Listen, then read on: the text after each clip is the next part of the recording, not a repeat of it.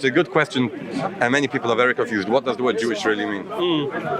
And let's give a little background history to it to understand what the Jewish really means and how it refers to it. Now, that means is if you're a Muslim, for example, you can't say that I don't believe in Allah, I don't believe in the last, as you would call him, Prophet Muhammad, and consider yourself a Muslim, Because that's the foundation of Islam, is the first, that there's one God, La ilaha illallah, Next, you can't be a Christian, because of a Christian, and not believe in Jesus Christ as your savior, or as God, or as son as God, or any of those. Basically, religion means is that you follow a higher power, a spiritual, it could be a book, it could be a way of thinking, and that's what it means. Now, you can have Muslims who are British, Muslims who are from Africa or African, you can have from Moroccan, and you can have a Moroccan who is a Christian and a Moroccan who is a Muslim, and the religion is their belief, and who they are could be any other ethnic minority in the world and from any race anywhere over. But what it means to be Jewish really is to understand one thing is the Jewish people themselves never adopted the name Jew. We would consider ourselves our name as Bnei Israel. It adopted as Israelites, but it adopted, when did it adopt that we got the name Jewish? Is if you go back in history, there are two Jewish kingdoms in the state of Israel today. You had the kingdom of Israel and the kingdom of Judah. Now, the kingdom of Israel were liberated by the Assyrians, and those are the 10 tribes that we consider today the 10 lost tribes, and that Rudy Rahman went to try to visit when he got now arrested in Nigeria. And then you had the kingdom of Judah, that lasted for another few hundred years after the kingdom of Israel. Now, when the Jews or the Israelites from Judah left or were expelled from Judah, they were sent into Persia, today Iran. And the name they came, the people asked, who are these funny people who come here? What are they from? They are from Judah. They are from Yehuda. That means that Judah is a geographical location, and these people come from that geographical location. Something interesting about these people were that they had a tribe, they were tribal, they had a culture, they had a language called Hebrew, and one of the things as well that they had was a religion, because there were tribes long before God revealed himself on Mount Sinai. So they were the Hebrews, they're the Israelites. Now, that means that you could be born Jewish, and a Jew like me and him and any other Jew, without believing in God, without believing in the Torah, he won't be a religious Jew, he won't be a practicing Jew, but he'll have his same yearning back to his ancestral homeland where his name Judah comes from, that geographical location. If he is from that tribe. That means let's first talk about that, and then we can take the next stage if we're going to go into Europe and all that. But let's first take the Jew born anywhere in the world that is an ancestral, that his ancestors were in Judah, and that's the name they have today. Judah is because it's the geographical location. These people went through 2,000 years exile.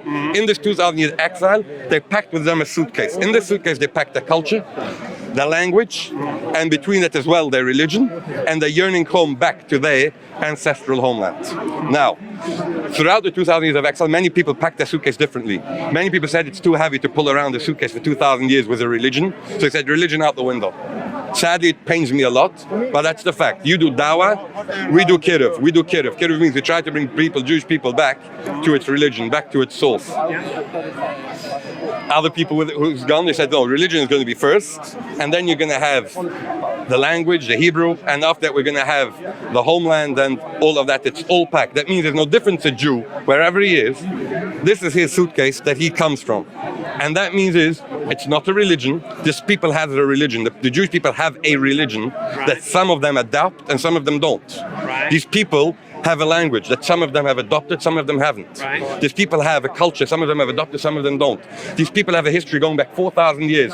Abraham, Isaac, and Jacob, Samuel, Joshua, David, King Solomon, going through before the kings, the hundreds of years of judges, the hundreds of years of kings, under many different rules, prosecuted over thousands of years, sadly mostly by Christians, and sadly as well in many parts by our Muslim brothers as well, that we had our greatest times. The golden era of Judaism, where it expanded, was now. These people have all packed their suitcases. And when you say what the word Jew means, a Jew is an all-encompassing word that takes this all into consideration. It takes in, yes, he has a religion, he might not keep it, but he's Jewish as me. Yes, he has a homeland. What makes him Jewish? What makes them Jewish is that they are children from this geographical location, from this tribal, from this. Now, so first of all, let's take stage one. Stage one is, this is what the word Jewish, this is that the Jewish means. Now, who is a Jew? Yeah. Now, there's a few ways to determine it. There's one way to determine it, is how the Jews themselves consider it. How does a Jew use this terminology? When I meet another Jew, or when another Jew meets me, how does he accept the Jewish people? If it's his tribe, how does he accept the person to belong to his tribe? If he says everyone with one sock, orange, one green, is considered Jewish, then that's their tribal understanding of it. Then he is Jewish according to the Jewish people, and that's what counts. Now, if these people say that being Jewish means that your mother is Jewish, then that's what it counts, because this is what this tribe. Do you believe that? This is what I believe. Do you believe your mother has to be Jewish? I personally believe, yes, my mother has to be Jewish, or you can convert to Judaism. I wouldn't advise it. You can convert to Judaism. So if you convert to and that itself can't make it a ethnic, also not ethnic minority, because you can convert into this family. Right. But it's very interesting that it isn't a religion like any other religion. It isn't an ethnic minority like any other ethnic minority, because it's an ethnic minority that you have an entry into it. And that's what the word Jewish means. Now, one, we said what the word Jewish means. Two, who is a Jew? To me, who is a Jew?